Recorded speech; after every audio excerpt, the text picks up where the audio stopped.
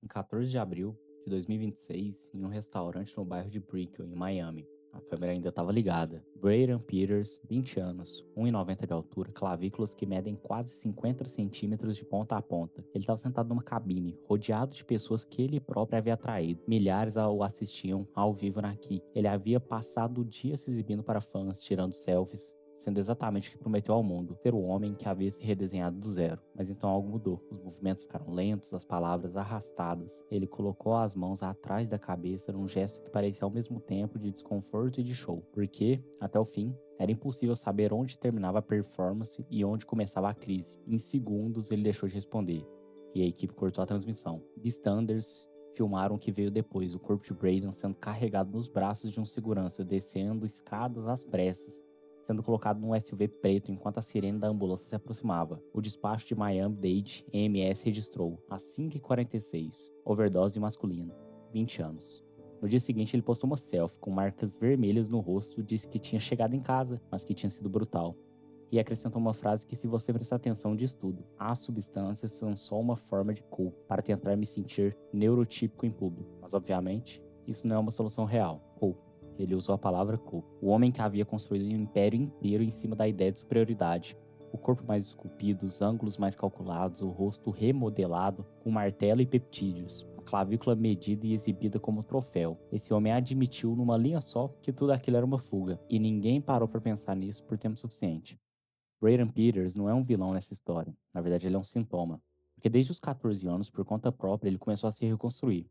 Exercício, esteroides anabolizantes, testosterona, metanfetamina para suprimir apetite, martelo no rosto para remodelar os ossos. Ele chegou a ficar infértil antes dos 20 anos, porque o corpo parou de produzir testosterona naturalmente. Chegou a injetar ácido dissolvente na gordura do rosto de outras pessoas ao vivo, incluindo sua namorada de 17 anos. Chegou a ganhar mais de 100 mil dólares por mês ensinando jovens a fazer o mesmo. E chegou a quase morrer numa cabine de restaurantes com milhares de pessoas assistindo enquanto vivia a ficção que ele mesmo havia criado. A pergunta que ninguém faz é: o que ele estava tentando provar? E para quem?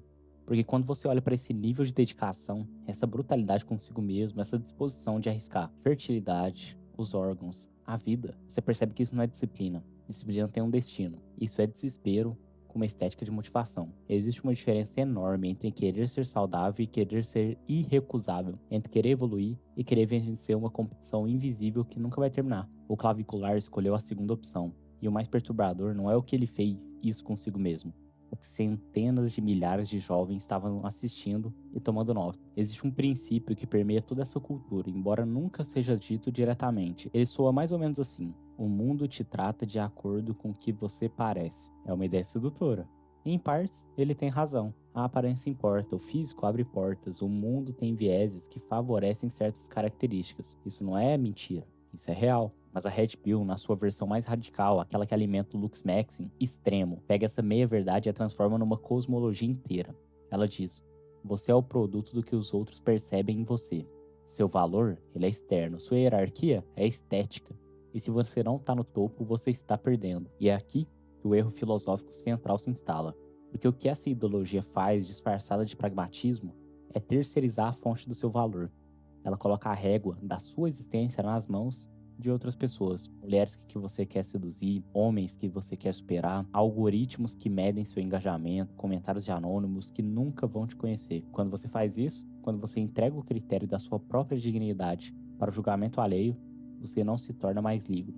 Você se torna o escravo mais refinado possível. Um escravo que constrói a própria gaiola e chama isso de evolução. Marco Aurélio, imperador de Roma, homem que governava o mundo conhecido e ainda assim dedicava suas manhãs a escrever para si mesmo num diário que nunca foi pensado para ser publicado. Dizia algo que os Lux Maxers nunca vão colocar num vídeo de motivação. Você tem poder sobre sua mente, não sobre eventos externos. Perceba isso e encontrará força. Cara, não é uma frase bonita, é uma faca. Porque ela não diz que você vai conseguir tudo o que quer. Diz que a maior parte do que você persegue não está no seu domínio. E que confundir o que é seu com o que não é, essa é a fonte do sofrimento humano. Epiteto, que nasceu escravo e passou a vida inteira ensinando sobre liberdade, dividiu o mundo em duas categorias: o que depende de nós e o que não depende. No primeiro, nossas escolhas, nossos valores, a direção da nossa atenção. No segundo, julgamento alheio, genética, desejo dos outros, a percepção do mundo sobre nós. O Lux Maxim é a sua essência uma guerra total pelo segundo grupo, uma tentativa de forçar o incontrolável a obedecer. E o preço dessa guerra não é apenas físico, ele é existencial. Porque enquanto você está martelando seus ossos e injetando substâncias no seu rosto, calibrando cada ângulo para a câmera, controlando cada caloria para parecer irreal, você não está vivendo, você está administrando uma marca. E essa marca tem um nome, tem seguidores, tem receita, mas não tem interior. Agora pense em você, não no clavicular, mas em você. Quantas vezes você checou o espelho antes de sair? Não para ver se estava apresentável, mas para ver se estava suficiente. Quantas vezes você adiou algo, uma conversa, uma tentativa, um relacionamento, porque primeiro precisava estar num nível melhor, mais preparado, mais impressionante? Quantas vezes você treinou não pelo prazer do movimento, não pela saúde, mas pela sensação de que um corpo diferente resolveria algo que não tem nada a ver com o corpo? E eu não tô perguntando isso para te atacar, estou perguntando porque essa lógica é muito mais disseminada do que clavicular. Ela só chegou ao extremo lógico de uma crença que está plantada, em doses menores, em quase todo homem criado nessa cultura. A crença de que você precisa merecer o espaço que ocupa, de que o valor é algo que se constrói para fora, que se exibe, que se prova, do que o dia em que você finalmente parecer certo, você vai, enfim, ser certo. E isso não é evolução, é uma dívida que nunca vence. Se esse raciocínio tocou em algo, se você sentiu que essa pergunta era um pouco mais pessoal do que deveria, considere deixar um like aqui. Não para me ajudar com o algoritmo, mas porque isso significa que o vídeo chegou onde precisava chegar. E se você quiser continuar tendo esse tipo de conversa, se inscreve no canal. Eu não te prometo motivação, te prometo desconforto. E antes de continuar, me conta nos comentários. Você já percebeu esse padrão em você? Não precisa de detalhe. Uma palavra já diz tudo. E o problema não está só nos indivíduos. Está na arquitetura do ambiente em que crescemos. A internet, especialmente o espaço masculino online, criou uma nova forma de hierarquia. Não de poder, não de sabedoria, não de caráter, de estética e de performance. O sistema de classificação é brutalmente simples. Quando você aparece, quanto você demonstra, quanto impacto visual você produz. O algoritmo não recompensa quem é mais íntegro, recompensa quem retém mais atenção. E nada retém atenção como o extremo. O corpo impossível, a substância proibida, a provocação, vai longe demais. Clavicular entendeu isso melhor do que ninguém. Ele percebeu que o colapso também tinha audiência, que a controvérsia multiplicava seguidores, que quanto mais ele arriscava, mais as pessoas assistiam. Não por admiração, mas pela mesma razão que as pessoas desaceleram num acidente de carro. E assim, o sistema que ele escolheu para provar seu valor terminou usando ele como produto, não ele como pessoa, ele como personagem, como experimento, como espetáculo. E quando o espetáculo quase morreu numa cabine de restaurante, o número de seguidores da Kik praticamente dobrou.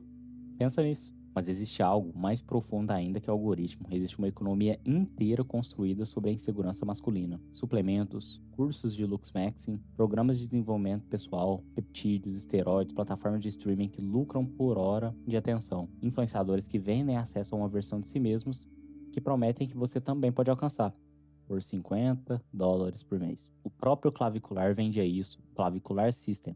Guias de como acender, quais substâncias injetar, como se tornar superior. $50 mensais. Para um menino de 20 anos que mal conseguia ficar de pé num restaurante sem entrar em colapso. O mercado de melhoria masculina não quer que você chegue lá. Quer que você acredite que está quase lá. Porque o consumidor perfeito não é o homem satisfeito. É o homem perpetuamente insuficiente. O homem que sempre tem mais uma camada a adicionar, mais um nível a atingir, mais uma substância a tentar. A insegurança masculina não é um bug desse sistema, é o produto. E quando você compra a ideologia, quando você aceita que seu valor é externo, mensurável e hierárquico, você não está se libertando do sistema, está financiando ele. Agora, volta para Brandon Peters. Não o personagem. O menino de 20 anos que começou a se martelar no rosto aos 14 porque, por algum motivo que provavelmente nunca vai nomear publicamente, não se sentia suficiente. Que passou anos inteiros transformando o corpo numa fortaleza e terminou usando substâncias para se sentir normal em público. Leia de novo. Para se sentir normal. Não superior. Normal. O homem que construiu o templo mais elaborado de superioridade masculina na internet contemporânea precisava de drogas para suportar a experiência de estar rodeado de pessoas sem entrar em colapso. Isso não é fraqueza, é o resultado lógico de um projeto que nunca poderia funcionar, porque partiu da premissa errada. A premissa de que o problema estava fora, no corpo, na face, nas medidas, na percepção alheia, e que, portanto, a solução também estava. O estoicismo não diria que ele deveria ter desistido de se melhorar, diria que ele estava lutando no campo errado. Diria que a batalha mais difícil, e a única que realmente importa, não está entre você e a genética, não está entre você e os outros homens, não está entre você e o desejo feminino, está entre você e o seu próprio julgamento sobre si.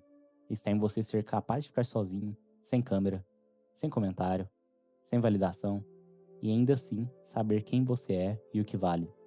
Liberdade não é ser admirado por milhares de pessoas e não precisar ser. Essa distinção parece simples, mas ela é o abismo que separa uma vida construída de uma vida performada. Porque no fundo, e é aqui que a narrativa retorna sempre ao mesmo lugar. O que Clavicular estava buscando não era superioridade, era pertencimento. Era a sensação de que existia de forma irrecusável, de que não poderia ser ignorado, descartado, deixado de lado. E ele foi longe demais. Longe o suficiente para chegar a um hospital com uma máscara de suporte de vida no rosto. E ainda assim, no dia seguinte, a primeira coisa que ele fez foi postar uma selfie. Porque parar de performar seria para ele deixar de existir. E isso não é a história de um influenciador excêntrico. Essa é a lógica que, em diferentes graus de intensidade, governa uma geração inteira de homens que aprenderam que existir não é suficiente, que é preciso provar. Então, antes de fechar essa janela e continuar o dia, fica uma pergunta, não uma acusação. É um espelho. Se você tirasse tudo, o corpo, o status, os seguidores, seu salário, performance, o julgamento, que você imagina que os outros fazem sobre você, o que restaria? Existe algum você que não depende de aprovação para saber que estar aqui? Ou você também está, à sua maneira, lutando a guerra errada? Se você chegou até aqui, você já sabe que esse canal não é sobre respostas fáceis. Eu, o introspectivo, eu existo para trazer esse conteúdo, para sentar junto com as perguntas que incomodam sem pressa de resolvê-las. E se esse vídeo fez sentido para ti, se inscreve. Não para colecionar canal, mas porque toda semana eu volto com esse mesmo tipo de conversa e talvez valha a pena continuar ela. Agora uma coisa que eu quero te contar. Daqui 3 meses eu vou abrir uma área de membros do canal. Não vai ser conteúdo extra. Não vai ser mais um grupo de Discord ou de WhatsApp esquecido. Meu intuito é fazer uma comunidade para discutir de verdade. Os vídeos que a gente faz aqui levantam perguntas. Minha área de membros vai ser o lugar onde a gente senta para pensar nelas junto. Com calma, profundidade, sem o barulho dos comentários abertos. Um espaço para quem quer ir além de assistir o vídeo e realmente pensar. Se isso faz sentido para você, ativa o sininho. Quando a comunidade abrir, você vai ser o primeiro a saber. Até o próximo vídeo.